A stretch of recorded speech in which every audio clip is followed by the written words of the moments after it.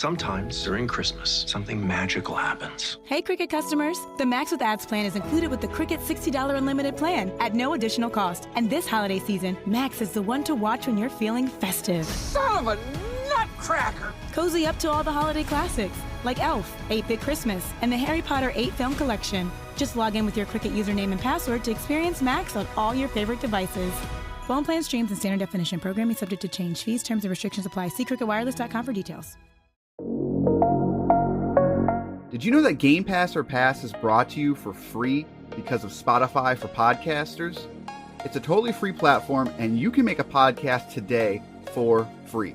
Spotify for podcasters lets you record and edit podcasts right from your phone or computer. So no matter what your setup is like, you can start creating today. Then you can distribute your podcast to Spotify and everywhere else that podcasts are heard. And if you're thinking about taking your podcast to the next level with a video podcast, Spotify can help you too.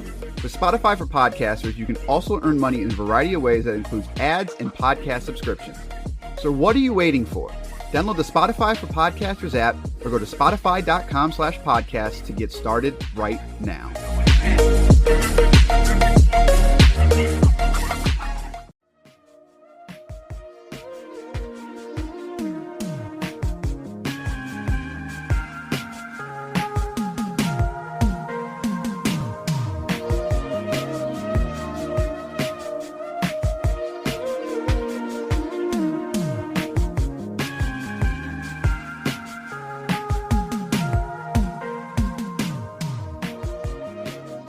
It's now time for a very sober edition of Game Pass or Pass, the podcast where we play games on Microsoft's Game Pass service, tell you which games to pass to your friends and which games to just maybe put that talking gun on silent because it just will never shut up.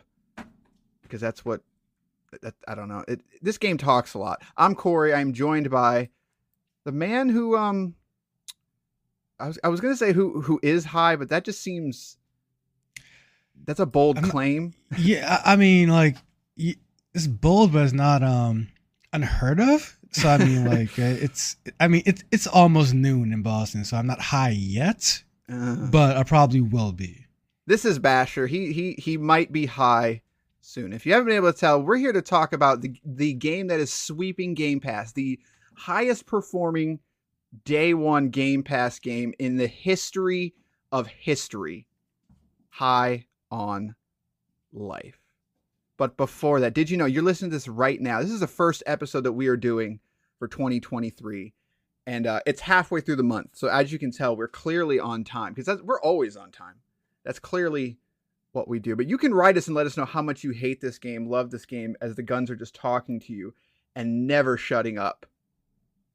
574-651-9256. That's again 574-651-9256. Let's talk about the details of this game. I just closed them because that's what you should do, right? Published by Squanch Games. Release date of nope, that's not what we want. From the co-creator of Rick and Morty and Solar Opposites comes High on Life.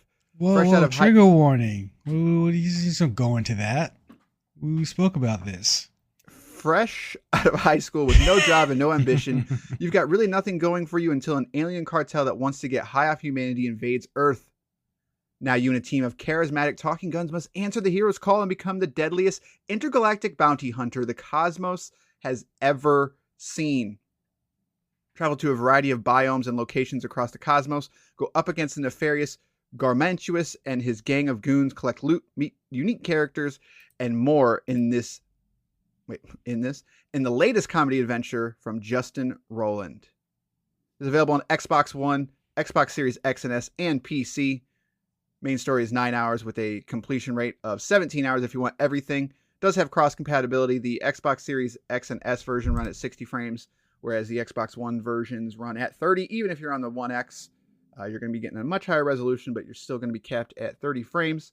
It does have cloud saves. I can confirm that. And it works pretty well. So sometimes I had issues with saves recently and like losing some progress, but I installed this one on PC just to check it out. Looks pretty nice on the Series X as well as PC. So where'd you play this game? Xbox, I'm assuming? Yes. All right, so we had a similar... That's where I played most of the game. High on Life. Let's talk about it. Do you know Justin Roiland sold NFT and made $1.6 million. That wouldn't surprise me. I mean, I don't know. I am not a Rick and Morty person. I shouldn't say it's not that I'm against it or anything. I've just never seen it. But I do know like that name. He's very I want to say hip, but he's very modern. He's plugged into a lot of things. So that wouldn't surprise me. But at the same time, I'm surprised that that hasn't come up more often then, considering NFT is like a dirty word. So. Yes, his style of comedy has really taken over pretty much media right now. I feel like that style of over explaining the joke. It's funny when it's funny, and then it's also, I find it pretty inoffensive, and that's where High on Life comes in. It's very much Rick and Morty, the video game. Same voice actors, same art style, same comedy. It's just the video game version of it. It would be as if you were playing a video game version of one of their episodes where they teleport into some weird place or a spin-off of one of their funny commercials that's in the background. It's really comes down to if you like the humor or not, I feel like, because the gameplay wise, it's pretty there, you know. It's not crazy, it's not Doom Eternal, obviously, but it's also way more competent than I expected it to be. Yeah, I went into this one sort of what's the word I want to say? Like, I didn't really know what to expect, because the trailers for this game definitely made it feel almost like a what do I want to say? A parody of a first-person shooter, and games have done that before. There's stuff like Matt Hazard that, you know, are kind of self-aware and making their own jokes, but at the same time, it's I enjoy, you know, and I could be totally wrong in this, but like it gives me very like American Dad, Family Guy style of humor, and I enjoy those shows. I far more enjoy American Dad than I do Family Guy kind of thing. But like I said, I have no recollection or no history of Rick and Morty, so I don't think I've ever seen anything from this particular writer. So I wasn't sure what to expect, but like the first thing that I did not know this was a full price title when it came out. I thought for sure this was kind of a budget title. So when I first started playing, I was like, this actually looks pretty cool. Like, I was kind of immediately taken by the art style of it.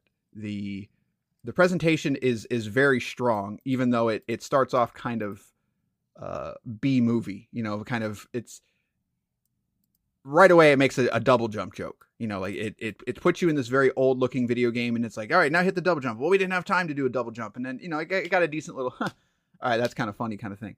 But like you said, that humor's not going to hit the whole time, so that's where I was kind of like, I don't know if this is going to work, but let's hop in.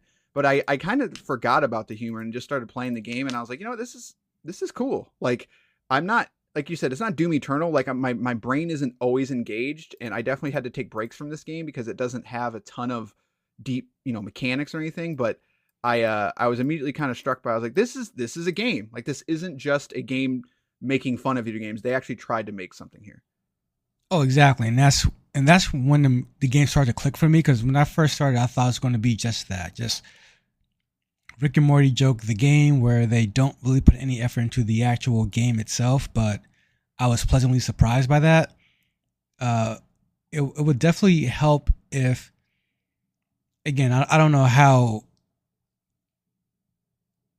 experienced they are with creating these type of games in general, but it would definitely go a long way if they up the enemy variant and then made it a reason to use, well, more of a reason to use your different weaponry, because the different weapons, when you upgrade them, they have pretty cool and funny side effects and stuff. So it would have been really nice to have a reason to switch between them all, as opposed to, all right, I'm out of ammo with this one, so let me switch to the next gun, or this gun got boring, let me switch to the next one. Like, it definitely needed more of a reason to switch weapons so you can hear more of the voice acting as well. That way you get more enemy variants as well, because by the end of the game, you're really shooting the same thing over and over again. Oops. No one heard that, so that's gonna be fun to edit out. Yeah, so that threw me off. Yeah, so to hop right into like the gameplay, obviously the humor and the storytelling is kind of at the forefront, and it starts kind of strong, but it very true to what you said of it's one note, and there really isn't much of a reason to switch guns other than you kind of find the one that you like, and every once in a while there, maybe you want to switch to an enemy, and there's only like 4 or 5 different enemy types, kind of like your traditional. It's almost like a Doom layout. You've got the distance guys. You've got your up in your face guys, and each one you kind of have a gun to sort of take it on. And by the end of the game, you have like your pistol, you've got a shotgun, you've got sort of a SMG / machine gun, and then what was the other one? Because there's one you can stop time. There's the shotgun, the pistol. What am I forgetting? The blades. That was with the shotgun, wasn't it? That's a shotgun one. Yeah, there's 5 weapons total. Yeah, like their own like BFG at the end. Yeah, what the heck was the 4th weapon? Oh, it's the like you shoot the little babies out. Oh, that's right. Yeah, I didn't use that one too often. Yeah, I didn't either. So and its special ability is it can sort of take over an enemy and they fight for you, kind of thing. So it's like the thing is, it was super. Almost. The thing is, it was super fun to use though. Like I'm not gonna lie, like I just didn't use it often because it didn't kill things fast enough for me. But it is more crowd actually control. Effective. Yeah, it was crowd control, which you don't need that often, but when it does come up, you do definitely need it. So, and each weapon has its own secondary ability, and they each have their own kind of reason for use. And it's well made in that aspect, but it kind of has the Doom problem of like, if you really want to, like, I mainly just stuck to the pistol in this game. Like, whereas Doom, you can kind of stick to the shotgun. In this, you can kind of stick to the pistol because it's almost Halo pistol-like, and that it's so good that you can kind of snipe people with it. You can hit people close. You can hit people far. It's a little underpowered, I think, like compared to other games, but it still is extremely effective. But that's sort of, I don't say that's on it is on the game, but like that's my biggest criticism of it is that, like you said, there's not always a reason to switch to the weapons. Sometimes there's instances where it really helps. Like there's all these flying enemies that can kind of create shields. And if you use the shotgun, its secondary ability has like a suction mechanic. And so like that was really good for taking care of that. Like, but you can do everything with the pistol. So it kind of walks that line in between. I'm not trying to just make Doom references here, but like Doom Eternal has it to where like you almost need to switch to those weapons because they have certain characteristics to take out certain enemies, and without it makes it really difficult. This is kind of the opposite. Like you can switch to it, but it's got that middle ground of you don't have to. So I don't know if that's a good or a bad thing, but well, the good and bad thing to it, I guess, is for me anyway, is switching between the weapons wasn't necessary gameplay wise, but humor wise, I thought was nice to do. Like I would switch between weapons just to hear the different voice actors. Well, the same 2 voice actors, I want to say, because they don't. I think Rick and Morty. Someone's going to correct me. One of these Rick and Morty stands are going to cut my head off for this, but I think it's only like 2 voice actors, and they make all the voices. But that sounds right to me, but I'm not sure.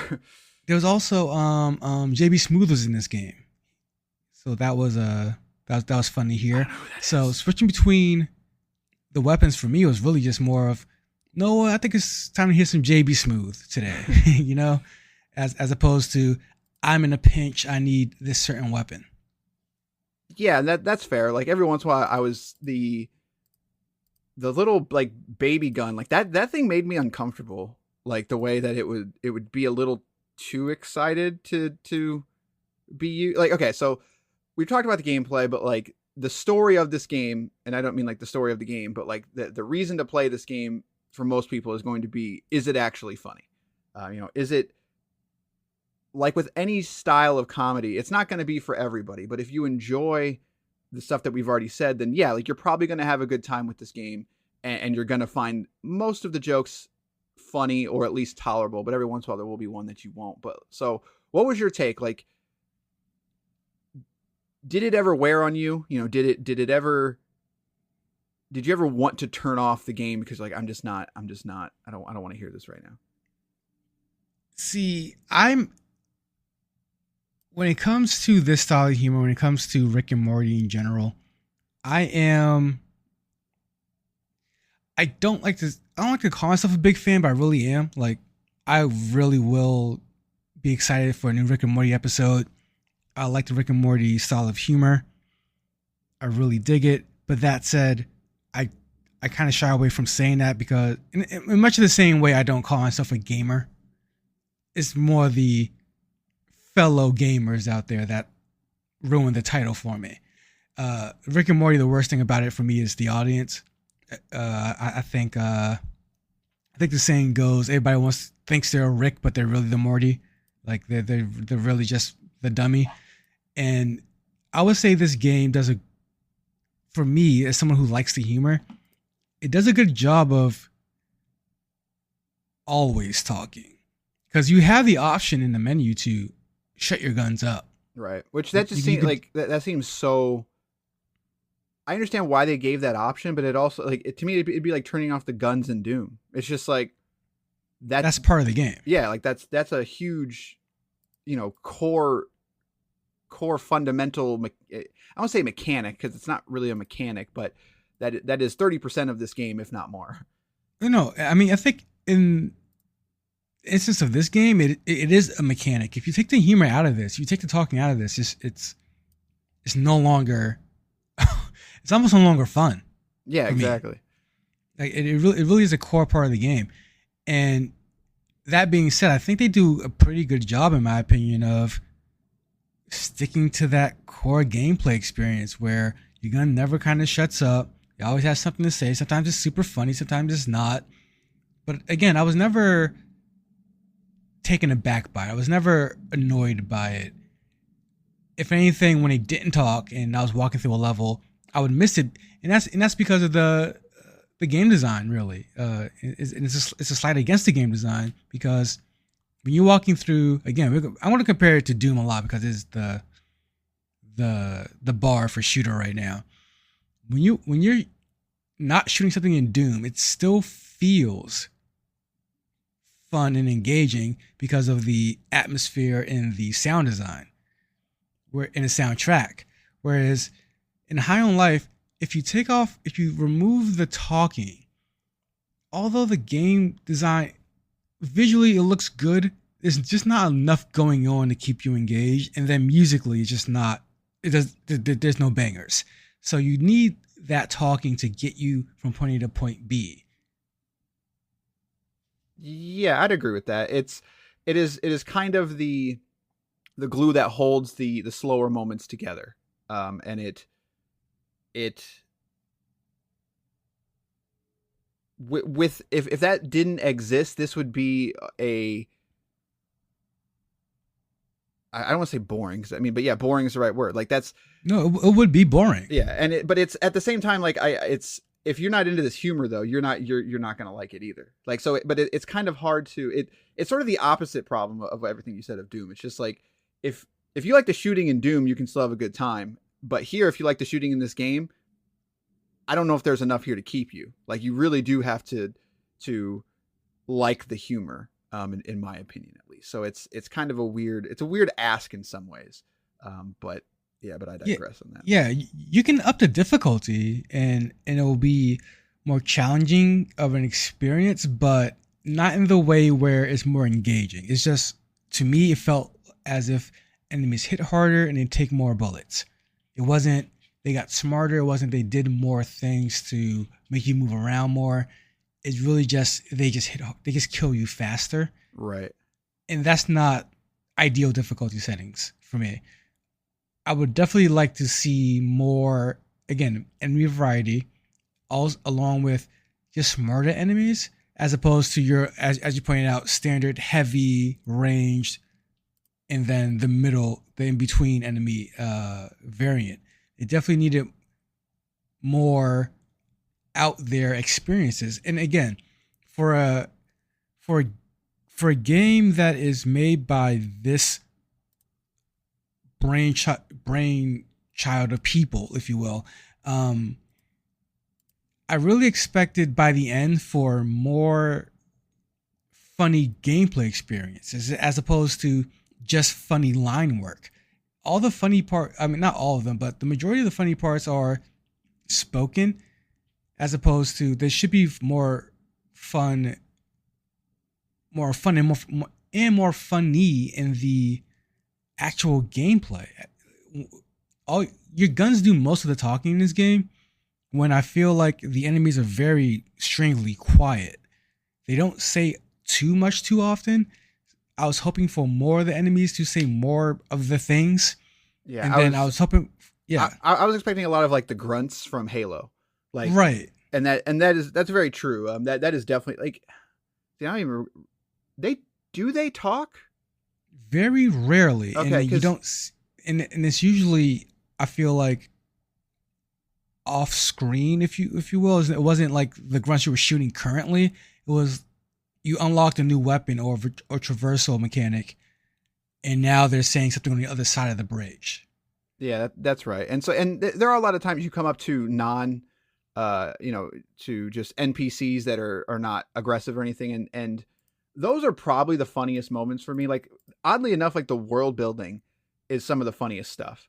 And it kind of makes me, like, in a weird way, I kind of wish this wasn't an FPS, and like, I'm not going to go too long on this, but it's like, I feel like while I do enjoy it for being an FPS, I kind of feel like it was the wrong medium. Because I think the world here was actually pretty fun to explore. That being said, the funniest moments for me were not during the encounters, like what you said. It's, hindsight's 2020. This is like, yeah, that's actually a really good point. I don't know if I ever thought about that. But yeah, the enemies are oddly quiet, and the bosses never shut up though. The bosses are kind of the antithesis of the gameplay of. I still don't know how I feel about the bosses. I don't know if I liked them or I disliked them, and that's kind of weird for me. But yeah, it kind of ebbs and flows. I think the only really good mechanically boss fight for me was the one where you chase down the 3 enemies that look alike, and it turns out they're 3 different ones and they combine. That was that was probably the best one for me, whereas the other ones was very standard. The very first boss fight that gave me a quick laugh out loud moment, because you kill the first iteration of it, I guess. The new queen, if you will, appears. You can kill her too for a secret boss fight kill, and it's really just one quick stab. And I thought that was funny. A way to turn it on its head, and that's what I wanted more of the actual gameplay to, as you pointed out earlier, to parody the gameplay of a FPS experience. There just wasn't enough of that. There was a whole lot of funny dialogue, but just not enough of actual funny gameplay experience. And the funniest moments, again, as you pointed out, was interacting with NPCs. One of my favorite moments was because there's a bunch of every game needs a collectible. So in this game it's chests, and the chests seem to be creatures. There's what do you call it? A warp drive or a warp beacon or something? Crystal things. Yeah, it's one of those things where you spawn a group of chests that you can break open and cut open and loot. This particular one, there was a family of chests, and they were actually talking. And then as you murder them to get the loot from them, like, they were just saying all the Rick and Morty things. And it was actually kind of hilarious. It needed more of those moments. I think each chest should have been talkative at that point. Or every other enemy should have said something about the murdering that you're doing. But it was strangely quiet when it wasn't a gun or an NPC. Yeah, and that's a tough line to walk, because without seeing like the final product of, like, what if they would have leaned into that more? Is it too much kind of thing? But it's exactly the moment to moment gameplay of kind of the areas that you go to. There, you get different abilities, and you can go back and get more of those chests and get more of those collectibles and stuff. And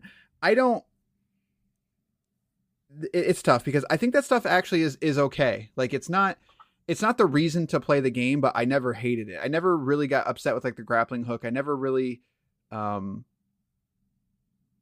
it was fine. I had zero, like once the game was ended, I was like, I'm good. Like I really don't need to go back. I don't need to go play any of that more stuff, but I also wouldn't fault anybody for it, kind of thing. Like no one's going to go back and play Doom Eternal, but like, I want to go back and play the jumping puzzles. Like nobody wants to do that. But if someone's like, yeah, I want to go back and get all, find all the chests, I'd be like, yeah, like I could see that. But at the same time, it's not like a Mario 64 where it's like, dude, go back and get all the stars because that's half the game. Like you're literally missing half of the game if you don't get everything. This I don't think falls into that. So it's not quite like a jack of all trades and master of none kind of thing. I wouldn't say it's that, but it's weird. Like this game had to have gone through many iterations, and I would love to see what some of the earlier ideas were, because I wonder when all that stuff came into the mix, and or was it always there, or was it not always there? Did they decide to add it later because they're like, look, we can't just have a game where you're just kind of parroting your way through an FPS, and so it's an interesting game. Some of the reviews, like, I tend to not read reviews until I finished the game. This is one, unfortunately, I didn't. And some of the reviews gave this like 2 out of 10, 3 out of 10. And I'm like, I don't like, reviews aren't everything and scores aren't everything, but like that just seems diluted. And I'm very confused by some of the hate for this game, like the vitriol for this game. I do not understand it whatsoever. I think this is one of the times it makes perfect sense to me, because this game relies entirely on its humor. This is Rick and Morty, the video game, and people, and like I said before, I'm a big Rick and Morty fan, but I won't say that in public, because the worst part about Rick and Morty are its fans, is the fan base. They're weirdos. And people online either love or hate Rick and Morty, and it's because of that. They don't like the humor, and that's emphasized by the fan base. So I can see a lot of people going into this game realizing it's just Rick and Morty and being like, I hate Rick and Morty, so I hate this game. It will be as simple as that for a lot of people, I imagine. But that's just so dishonest to me, because it's like, look, I hated The Last of Us 2 from a story perspective. Hated it. Like that's not a hot take. Like that game is very much debated, but I can't sit there and call that game a 3. Like exactly. Like, because I still had fun with the gameplay. Like I basically played Last of Us Part 2 because they have a lot of customizable difficulty options, almost like a Resident Evil game. Like I turned up a little bit of the drops and I turned down their ability to see me, and I was just kind of like a killing machine, but I was still playing stealth, like it was like a Splinter Cell or Resident, something like that. And that's cool. That was really fun. I had a lot of fun with that. I think I could have a real genuine discussion on why I hate the story, but I still can't look at that game and be like, oh, this game's terrible. Like that just is so dishonest to me. Oh yeah, I completely agree. Yeah. But and on the other end of that is the people giving it 9s and 10s. Yeah, I saw those too, and again, same thing. They love Rick and Morty. It's hilarious, and this is Rick and Morty the game. So why not give it an 8, 9, 10? I don't think it's as high as that. I don't think it's definitely not as low as 2. No, the weirdest thing about this game to me is like, this is a B game. Like it's a perfect B game. Right. Which is totally fine. I will say the presentation to me is still the most surprising, because it's a sharp looking game. Like it has an art style and it's got a presentation that is really, really good. And I was surprised by that. That being said, like it's weird. It's very weird to me. But so let's wrap up. I mean, I can't really point my finger at one thing about this and be like, this is bad. And that's it. But it's a lot of things that like you have already said, of there's some things that might rub you the wrong way, or there's certain things that might just completely turn you off from it. And that's okay though. This isn't a situation where I can look at it and say, this is bad, therefore you shouldn't play it for this reason. So for that, I think you should play it. Obviously we're coming a little late to this one. You've probably already played this or not. But yeah, I think this is a pass for me. Pass it on for me. I disagree. I think no one's played this game until we drop this episode. So yeah, you're right. You're right. Because we are the harbinger of Game Pass knowledge. I think this is one of the easier passing on to your friends for me, easily. It is competent. It is not long, and it's, for me, at times it's super funny. Play it. Actually, you don't even need to play through the entire game for me. Just get to the just get to the alien world, the alien city hub, and find a TV and just listen to the commercials. That's good enough for me. Like, the commercials are still Rick and Morty quality, just nonsense. Yeah, and I will say I enjoyed like the final super weapon. I won't say much more than that. I mean, there's like a weapon that you get at the very end of the game, and it's dumb. Like, but he just says one thing over and over, and it worked for some odd reason. Yeah, it worked. Every time he said it, I was like, all right, let's go. It's real dumb, but he was super great because he will let you know when he's done reloading. Right. So you put him away. He's like, oh, he's good to go now. Let's go. I do have a question for you before we end this discussion. What gun did you sacrifice at the end? Do you have a choice? Oh yeah. I didn't have a choice. I didn't. What do you mean? You sure did have a choice. I didn't. Okay, all right. So for those of you who have not played through this game or whatnot, if you, with no spoilers, switch your weapon when it gives you the option. So I actually, weirdly enough, I guess like one thing I can say that even though we've already talked about it, like this game got weirdly glitchy for me in like the last 2 hours. Did that happen for you? I can't. Honestly, since you brought it up, the only real issue I came up with in terms of glitching was this is part of just the game design of having a sandboxy type of game. Getting to areas you're not supposed to get to, and then having checkpoints being almost too good, because now you're stuck in that was the only thing. I was stuck in situations where I'm like, I can't get past this now. I have to reload a previous save. But other than that, like, no real glitches. No, yeah, for me, like, I had no problems with it at all, and maybe it's because I was using quick resume or something. Like, maybe it messed with it. But the last like 2 hours of this game, especially the last boss fight, like, I had sequence breaks, and so that last cutscene played out in an extremely weird way for me.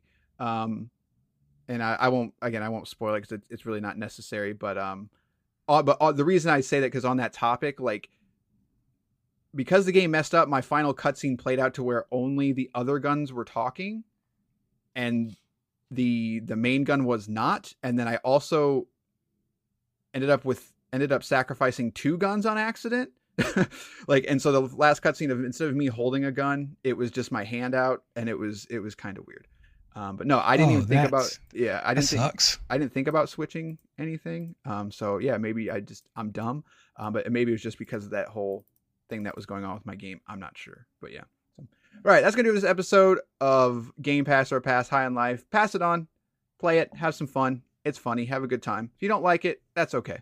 So, in terms of the future of this show, we're gonna be doing a dual episode on. I played the final season of The Walking Dead, and you played, what's the name of the game? I always forget. Chained Echoes. That one is hitting the waves, and people are liking that one. So we're going to talk about that as well. And then we've also been playing some Serious Sam 3 we're going to talk about. So those are going to be our January games. And then when February rolls around, we'll have some new sets. But all right, that's going to do this episode of Game Pass or Pass. We'll see you next time with a dual episode.